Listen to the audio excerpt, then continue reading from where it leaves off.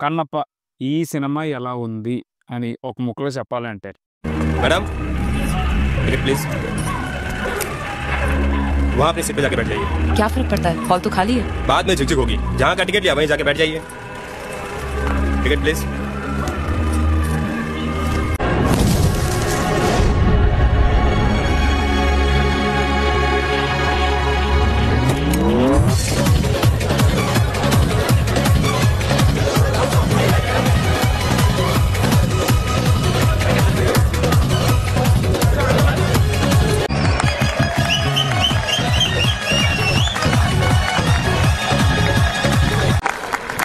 चलो गाना खत्म हो गया निकलते नेक्स्ट में वापस आएंगे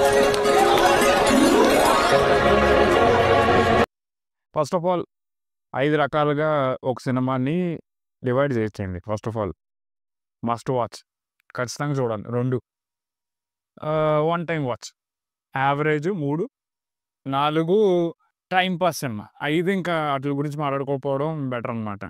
సో ఈ సినిమా ఏ కేటగిరీలోకి వస్తుందని నా ఒపీనియన్, యావరేజ్ నా పరంగా. నువ్వు? నా పరంగా అయితే యావరేజ్ అని చెప్పొచ్చు. One time watch.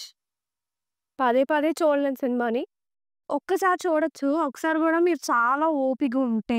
చెప్పాలంటే మ్యాక్సిమం ఈ సినిమా వెళ్ళిందే ఒకరి గురించి. అంతా నీకోసమేరా ఆ తిక్కలోడి కోసం కాదు. థ్యాంక్స్ బావా ప్రభాసే కదా, ప్రభాస్ గురించి వెళ్ళారు. పెద్దేం లేదు ఇందులో.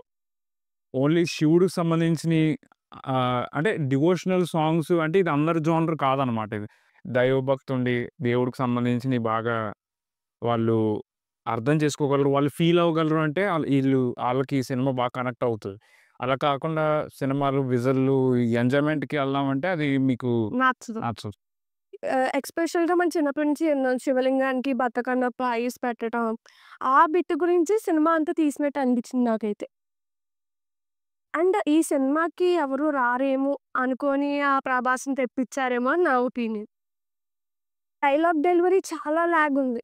ఈ సినిమాలో కూడా సెల్ఫ్ డబ్బాయే వేసుకుంటున్నారు. మరి నేనేం చెప్పలేను. ఈ సినిమాలో కూడా వాళ్ళకి వాళ్ళే డప్పు కొట్టుకుంటున్నట్టు అనిపించింది. ఏనుగునైనా పడగొట్టేస్తా, ఏనుగునైనా పడగొట్టేస్తాను, 100 మంది 1000 మందిని చంపేస్తాను నేను ఒక్కడనే.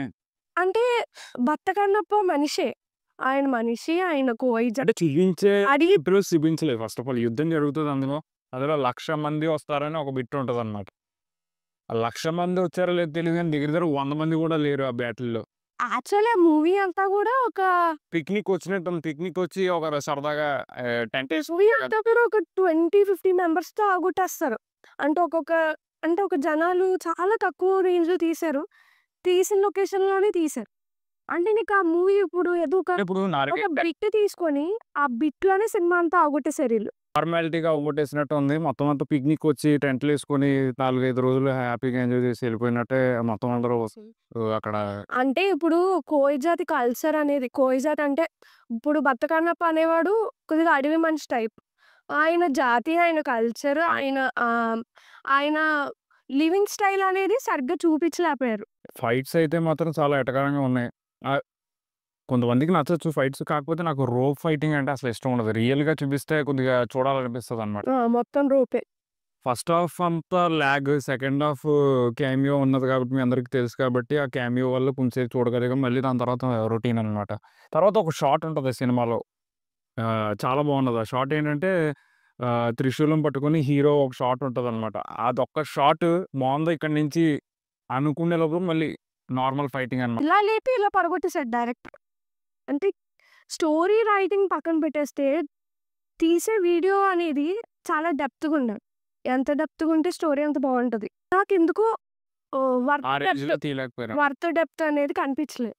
ఇందులో ఉన్నదే పాటలు. ఆ పాటలు నేను ఎంత క్రింజ్ అనిపించిందంటే లిటరల్గా మనం తెలుగులో అయ్యింది. నేను క్రింజ్ అంటే ఏం పాట చెప్తానండి. స్టార్టింగ్ నేను థియేటర్లో కూర్చున్నాను. ఓకే, ఓపెన్ అయింది, బతకన్నప్ప పాస్టర్ పడింది, స్టార్ట్ అయింది. అంటే ఇప్పుడు స్టోరీ టెల్లింగ్ టైప్లో ఒక పాట చేస్తారు జనులారా. ఆ జనులారా అనేది కూడా స్పష్టంగా పలకలేదు అనిపించింది. అంటే వాళ్ళు అలా తీసారేమో. నాకేదో అమెరికన్ పిల్లల్ని, అంటే వాళ్ళకి తెలుగు రాదు, వాళ్ళు పిలిపించి పాట పాడించినట్టు అనిపించింది. సెట్ అవ్వలేదు సెట్ అవ్వలేదు నాకైతే నచ్చలేదు. పాటకి set. నేను నిజం చెప్తున్నా రీల్స్‌లో చూసి ఇదేదో కవర్ సాంగ్ అనుకున్నాను. సోది కాదు గానీ ఓకే. వాళ్ళు తీస్తా ఉంటారు కదా కవర్ సాంగ్స్ అదనుకోని నేను స్క్రోల్ చేసేసాను. కట్ చేస్తే సినిమాలో ఉంది. నాకు తెలీదు.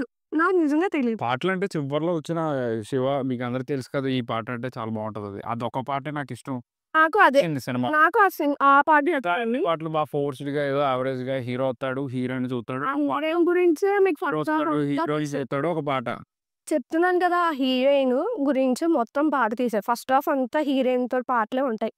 సెకండ్ హాఫ్ లో కూడా సగం వరకు అంటే కొంచెం పార్ట్ వరకు హీరోయిన్ ఉంటది. ప్రభాస్ ఎప్పుడైతే వస్తాడో అప్పుడే స్టోరీ స్టార్ట్ అవుద్ది. అప్పటి వరకు మీరు స్టోరీ ఎక్స్పెక్ట్ చేయకూడదు. టైం పాస్ చేశారు అంతే. మీకు రికమెండ్ చేస్తాను సినిమా చూడొచ్చు శివుడు గురించి కల్చర్ గురించి మనం తెలుసుకోవాలి కాబట్టి చూడొచ్చు. యా